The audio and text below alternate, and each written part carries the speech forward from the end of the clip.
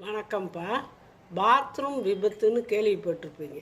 பாத்ரூமில் இப்போ தான் குளிக்க போனாங்க, குளிக்க போனால் அங்கேயே உயிர் போயிடுச்சு அப்படிம்பாங்க. ஒரு சிலர் கீழே விழுந்து மயக்கத்தில் கிடந்தாங்க, தூக்கிட்டு வந்தால் கை கால் விளங்காமல் போச்சு, கை காலெலாம் வேலை செய்யாமல் போச்சு அப்படின்னு சொல்லுவாங்க. இதுக்கெல்லாம் காரணம் என்னன்னா, நம்ம அந்த காலத்தில் குளித்த முறைப்பா. ஆற்றுல குளத்துல தான் குளிப்பாங்க.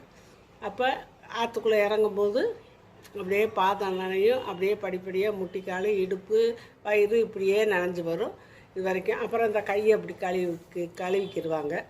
அதுக்கப்புறந்தேன் மூஞ்சியில் தண்ணியை ஊற்றி கழுவுவாங்க. ஆனால் ஆறு குளத்துக்கு போனோன்னே என்ன செய்வாங்க, எடுத்து கொஞ்சம் தண்ணியை தலையில் தெளிச்சுக்கிடுவாங்க 3 தடவை. அது சாஸ்திரமோ இல்லை என்னான்னு தெரியல. அது ஒரு நல்ல முறை.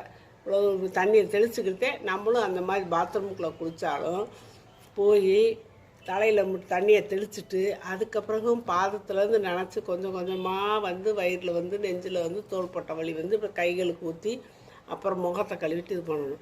ஏன்னா கீழேருந்து வரும்போது கீழே இருக்க சூடெல்லாம் அப்படியே மேலே ஏறி கண்ணு வலி, காது வலி, மூக்கு வலி வெளியேறிடும். அதுக்கப்புறம் நம்ம தலையில் ஊற்றும்போது நம்மளுக்கு எந்த பிரச்சனையும் வராது.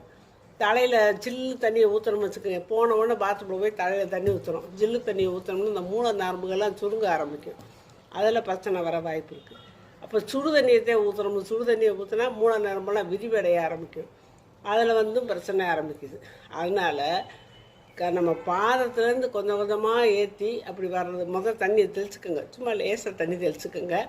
தெளிச்சுட்டு அப்புறம் கால் வலியை ஊற்றிட்டு வந்தாலும் நம்மளுக்கு எந்த பிரச்சனையும் வராது. இந்த பாத்ரூம் விபத்துங்கிற பிரச்சனை வராதுப்பா.